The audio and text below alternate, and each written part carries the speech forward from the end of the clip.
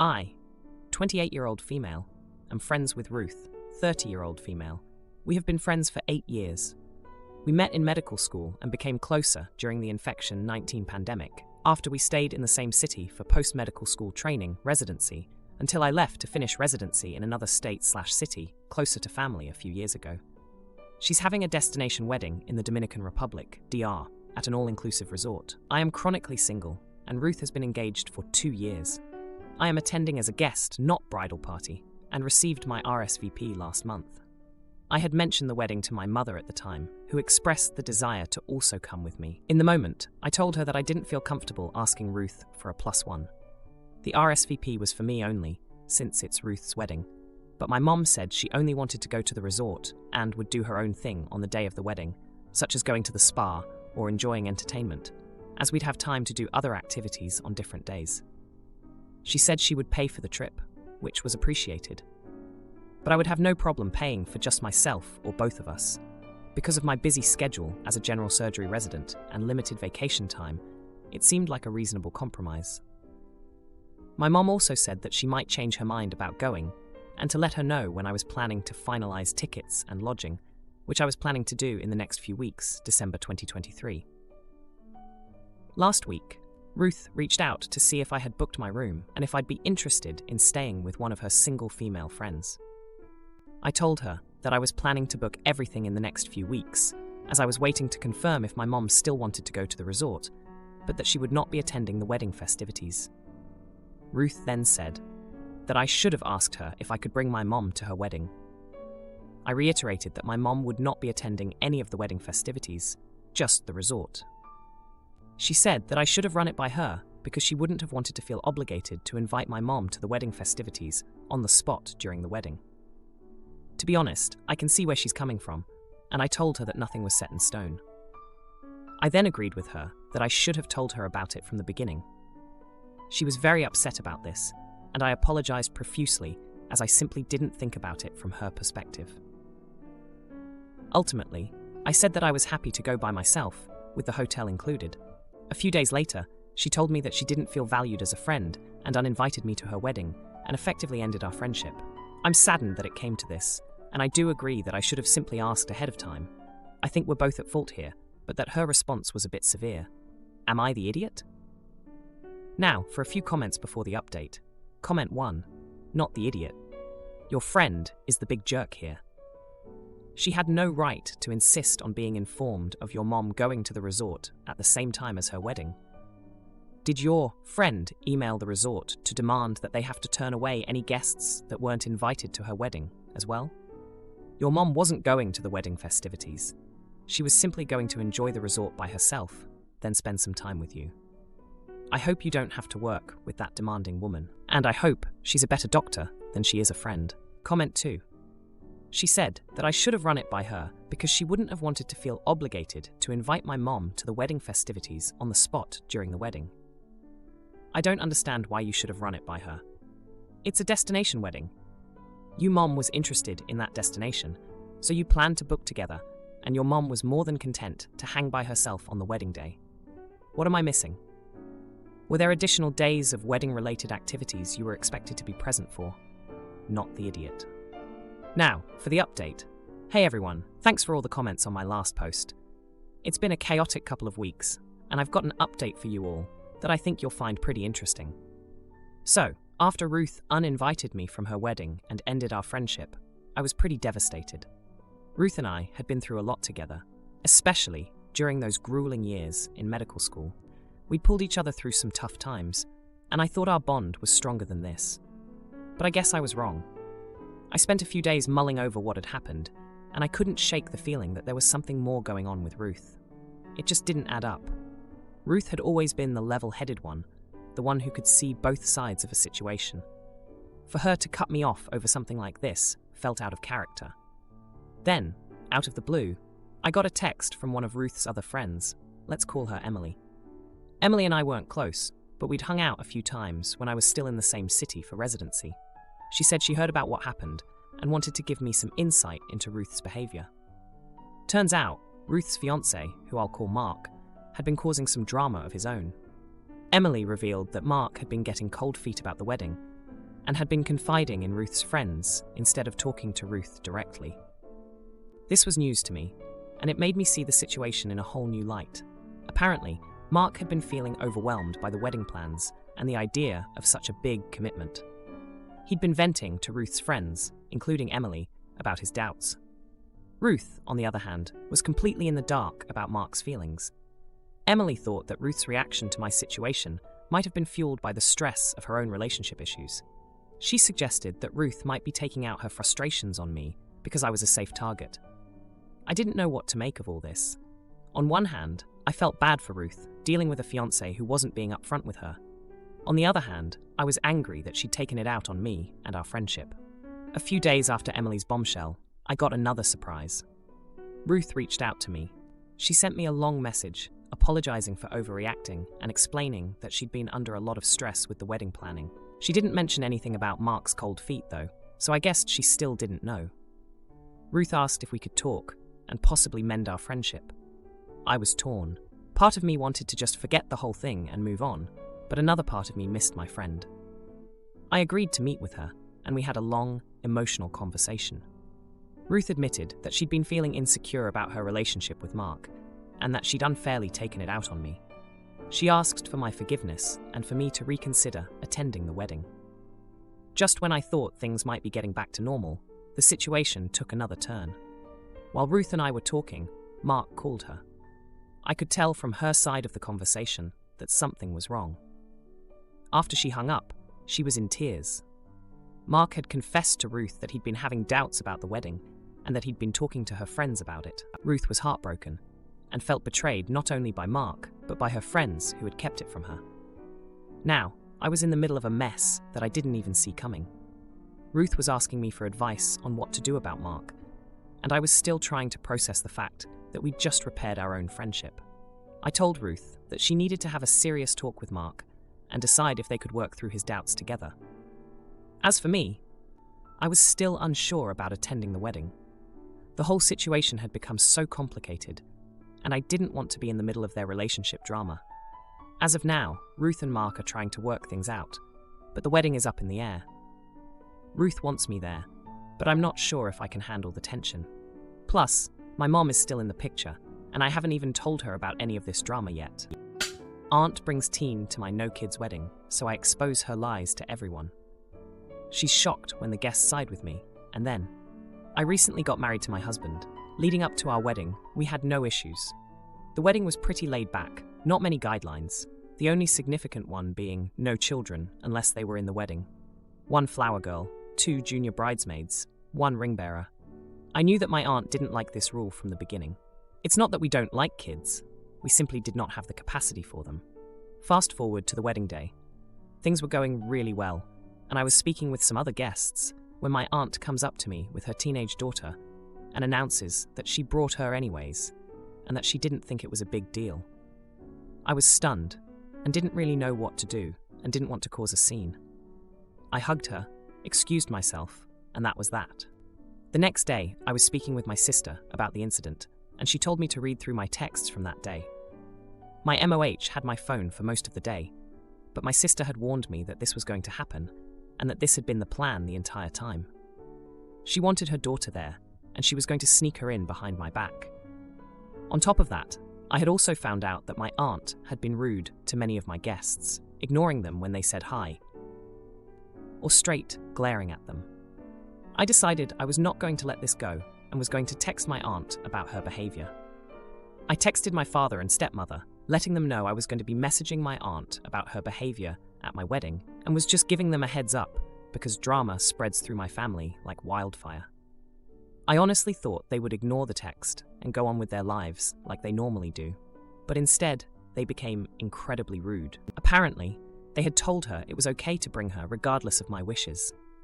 I was told I was being overly emotional, I was overreacting, and that they were well within their right to do so.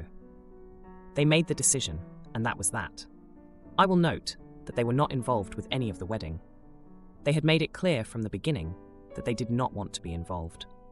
I replied back that I was hurt by their behavior, that they did not have the right to do that, and that they were incredibly rude to my husband and me. I told them I would be sending a message to my aunt anyways, and that was that. They did not like this.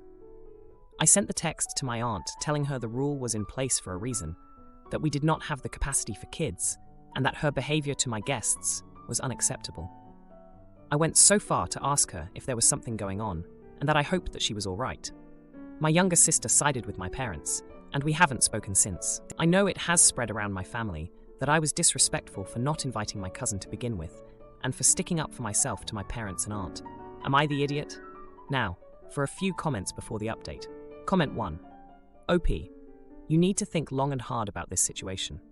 Your parents have told you they have no respect for your opinions, as has your aunt. Do you have plans to have children? Because if you do, these people will take delight in undermining you as a parent. If you were ever seriously ill, would you want them to have any say about the treatment you received? I would put a great distance between my family and myself if I were in your situation. A geographic solution. Because parents who do not respect their adult children rarely ever change. Comment 2. Not the idiot. These people hijacked your wedding arrangements in favor of doing what they wanted. What a bunch of a-holes. At any rate, it sounds like you handled yourself beautifully, enjoyed the wedding and reception, and no longer need to feel obligated to acknowledge all the a-holes around you. And if your dad and stepmom don't like your take on things, tell them that next time they get married, they can pay for the privilege of a danged free-for-all. Now, for the update. Hey everyone, thanks for all the support on my last post. It's been a week since I updated you all on the wedding drama, and let me tell you, things have escalated. After I sent that text to my aunt, I thought that would be the end of it. But no, she replied with a message that made my jaw drop. She said that she had every right to bring her daughter because family should always be included. She even had the nerve to say that I was the one being rude for not considering her feelings. Can you believe that? Now, let's rewind a bit. My aunt has always been the type to push boundaries. Remember the time she accidentally spilled red wine on my white dress at a family dinner? Yeah, that's her. And my parents, well, they've always been the type to avoid conflict. They'd rather say yes to keep the peace than support their own daughter's wishes. It's been a pattern since I was a kid, like when they forced me to give up my room for a whole summer because my aunt and her family needed a place to stay. Back to the present. My parents called me after receiving my text. They were furious. They said I was making a mountain out of a molehill and that I should apologize to my aunt. I couldn't believe they were taking her side after everything. It felt like a betrayal. Then, the unexpected happened. My husband, who's usually the calm one, got really upset. He reminded me of the time my aunt made a scene at his birthday party because the cake wasn't to her liking. He was tired of her disrespect towards us and our decisions. So, he decided to confront my parents himself. He told them off, saying that it was our wedding and our rules. They should have respected that. My parents didn't take it well. They accused him of manipulating me and turning me against my family. It was a mess. Meanwhile, my younger sister, who had sided with my parents, started spreading rumors about me. She told relatives that I was being a bridezilla and that I had overreacted about the whole situation. She even twisted the story to make it seem like I had personally attacked my aunt. But here's the kicker. My sister-in-law, who was one of the junior bridesmaids, overheard my aunt and my younger sister planning to sneak my cousin into the wedding weeks before the big day. She didn't think much of it at the time, but after everything that happened, she told me about it. That's when I realized this was all premeditated. The confrontation with my parents and husband didn't go unnoticed. Guests at the wedding started talking. They remembered how my aunt had been glaring at them and ignoring their greetings. They were on my side. They couldn't believe my parents had allowed her to disrespect me like that. And then, another bombshell. My maid of honor, who had been holding onto my phone during the wedding, came forward with screenshots of texts from my aunt. She had been bad-mouthing me to other family members on the day of my wedding. She called me controlling and said that I was ruining her daughter's chance to be part of a family event. I was fuming. I had tried to be understanding, even asking my aunt if she was okay, thinking maybe she was going through something. But no, she was just being spiteful. Now, I haven't spoken to my parents or my aunt since the confrontation. My younger sister has been avoiding me too.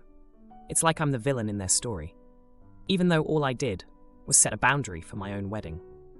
The whole situation has caused a rift in the family. Some are on my side, saying that my aunt was out of line and that my parents should have backed me up. Others think I should have just let it go and that I'm overreacting. But you know what? I don't regret standing up for myself. It's about time someone put a stop to my aunt's behavior. And if my parents can't see that, then maybe they need to reevaluate their priorities. My husband blew up when I deleted his game to free space for our photos. He didn't see the backup drive until... I, 32-year-old female, have been married to my husband Mike, 34-year-old male, for 5 years.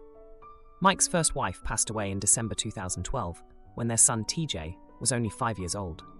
Meanwhile, I've been divorced since 2013, but my daughter Dana is still close with her biological dad Dick until now. I met Mike in 2016. After we married, we had a near-perfect family, and TJ was even comfortable enough to call me Mom. However, in April of this year, TJ was hit by a drunk driver and was ended the life of instantly. Our family was devastated. Understandably, Mike was inconsolable.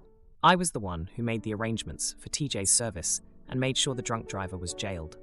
In his grief, Mike didn't come out of the house for months. He is now seeing a therapist to help him process everything. Then, last month, Dana told me that Weenie invited her to spend the holidays with him. I said no. Christmas has always been tough for Mike because of his wife's passing. Dana knows this, and now he also lost TJ. I told Dana that we're the only family Mike has left, so we'll be celebrating Christmas at our home. She was disappointed, but seemed to understand.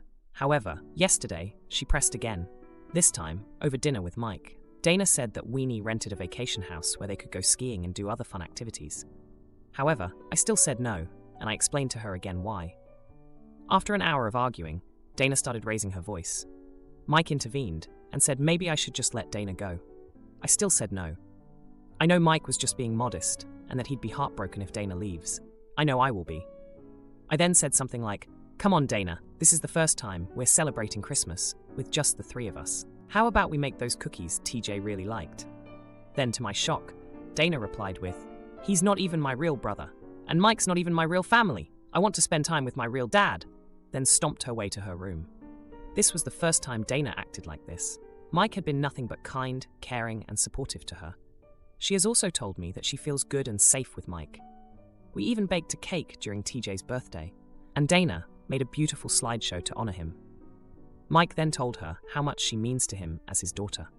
I looked at Mike, who was on the verge of tears, but he just told me to let it go, since it's Christmas time, and maybe Dana was just being a teenager, she's 15, and to just let her spend time with Weenie. I then went to Dana's room and told her that she can spend Christmas with Weenie if she apologizes to Mike. She refused, saying she didn't say anything that wasn't true. That's when I started to get mad. I told her that she's staying home for Christmas and that I'm taking all her devices during the break. I also said she won't be joining her friend's sleepover after New Year. Weenie then called and said I'm overreacting and that I'm an AH for ruining Dana's break. However, I don't see how disciplining my child makes me an AH. So am I the idiot for what I did? Now for a few comments before the update. Comment 1. You are dealing with a lot, but you are the jerk. Please remember, this also all happened to Dana. People grieve in different ways, and she asked for something she probably needed, and then reacted like a teenager who can't express herself correctly when you shut her down. Let her go have a break from the grief. It can be overwhelming to feel the weight of adults' emotions on top of your own when you're a teen. Try to go a little easier on everyone, yourself included. Comment 2. You are the jerk. Your daughter is not your husband's emotional support animal. She wants to enjoy her holiday doing fun things. She does not want her Christmas to be focused on your husband and his grief. What happened to your family is tragic, and I can't imagine how much you are all suffering. I am so sorry you are going through this. However, all you are doing right now is driving your daughter away. Keep pushing, and you will permanently destroy relationships. Now for the update. Hey everyone, it's been 3 days since my last post, and boy, do I have an update for you. After the blowout with Dana, things took a turn I didn't expect. The morning after the argument, Dana was still fuming. She wouldn't even look at me or Mike. I could tell Mike was hurt, but he was trying to keep the peace. He's always been the type to avoid conflict, even back when we were dating. I remember how he told me about his late wife's illness, how he'd sit by her bedside, holding her hand, trying to be strong for both of them. That's just who he is, a rock in the storm. But this storm was different. It was in his own home, and it was threatening to tear us apart. I was torn between supporting my husband and understanding my daughter's feelings. I knew Dana was close to her dad, Weenie. They'd go on camping trips together, just the two of them, and she'd come back with stories that would light up her whole face. I couldn't take that away from her, not really. So, I decided to talk to Mike alone. I found him in TJ's room, holding one of his son's old baseball gloves. It was a quiet moment, and I could see the pain in his eyes. We talked, really talked, about everything. I told him how I felt about Dana wanting to be with her dad, and how I was scared of losing the family we had built. Mike listened, and then he did something that surprised me. He suggested a compromise. He said, "What if we let Dana go for a few days, but have her back for Christmas Eve and Christmas Day? That way, she gets to spend time with Weenie, but we're still together for the holiday." I was stunned. It was such a simple solution, but it felt like a weight had been lifted. I went to Dana's room to tell her about the compromise. She was sitting on her bed, headphones on, clearly still upset. When I told her about the plan, she looked at me with wide eyes. "Really?" she asked, and I could hear the hope in her voice. I nodded, and just like that, the ice between us started to melt. But then, Weenie called again. He wasn't happy with the compromise. He wanted Dana for the entire holiday break. No exceptions. I could feel my temper rising again, but I remembered Mike's calm demeanor and took a deep breath. I explained the situation, how important it was for us to be together, especially this year. After a long silence, Weenie finally agreed. I could tell he wasn't thrilled, but he understood. The next day, Dana left for Weenie's vacation house. She hugged Mike before she left, and I saw him whisper something in her ear. She nodded, hugged him tighter, and then she was off. Mike turned to me after she left, and I could see the relief in his eyes. "Thank you," he said, and I knew we'd made the right decision. But the surprises weren't over. On Christmas Eve, Dana came back as planned, but she wasn't alone. Weenie had driven her back, and he had a small gift in his hand. It was for Mike. I watched as they shook hands, an unspoken truce between them. Weenie stayed for a cup of coffee, and we all talked like a family. It was awkward at first, but by the time Weenie left, it felt like we'd all taken a step forward.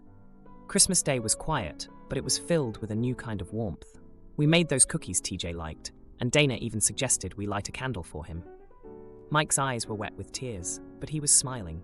It was a bittersweet moment, one that I'll never forget. And now, here we are, the day after Christmas. The house is quiet again, but there's a sense of peace that wasn't there before. Dana is back to her usual self, and Mike, well, he's still the rock, but I can tell he's healing, little by little. If you liked this video, you'll probably like these too. Also, while you're here, please consider subscribing. It's your support that keeps this channel alive and allows me to make better and longer videos. Have a great day.